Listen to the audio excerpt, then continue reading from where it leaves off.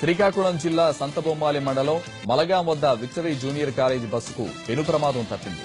Bus అదుపు తప్పి వంశధార ఏటిబట్టిలో బోల్తా పడింది. ఈ ఘటనలో 7 విద్యార్థులకు తీవ్ర గాయాలయ్యాయి. స్థానికుల సహాయంతో క్షతగాత్రులను టెక్కలి, నర్సన్నపేటలోని పలు ప్రభుత్వ, ప్రైవేటు ఆసుపత్రులకు తరలించారు. ప్రమాదానికి గురవడానికి కాలేజీ యాజమాన్యం నిర్లక్ష్యమంటూ ఆరోపిస్తున్నారు విద్యార్థులు.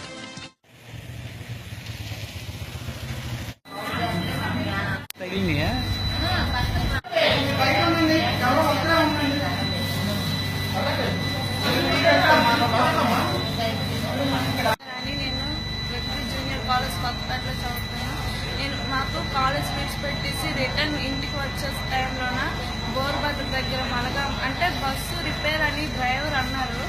మెకానిక్ షాప్ పట్టుకుని వెళ్ళాలనుకుని రిటర్న్ వస్తుంటే మలగాం దగ్గర బోర్బద్ర దగ్గర మలగాం అనే గ్రామం దగ్గర అక్కడ ఒక కానాలాగా ఉంది దిమ్మరాలు. దానికి ఏమైందో మాకు తెలీదు. సడన్ గా వెళ్ళి ఒక లోయలాగా ఉంది, అందులో పడిపోయాము.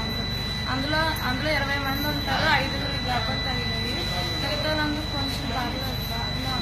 అంటే బస్సు ఎప్పటి నుంచి రిపేర్ అన్నది అని మీకు చెప్పారు? అంటే మాకు ఈ రోజు చెప్పారు. అంటే కొంచెం బస్సు స్టీరింగ్ ఏదో ఫెయిల్ అయ్యింది, మెకానిక్ షాప్ పట్టుకుని వెళ్దామా అనుకోండి. మెకానిక్ షాప్ వరకు పట్టుకుని వెళ్ళాలని డ్రైవ్ చేస్తున్నారు. అదొకసారి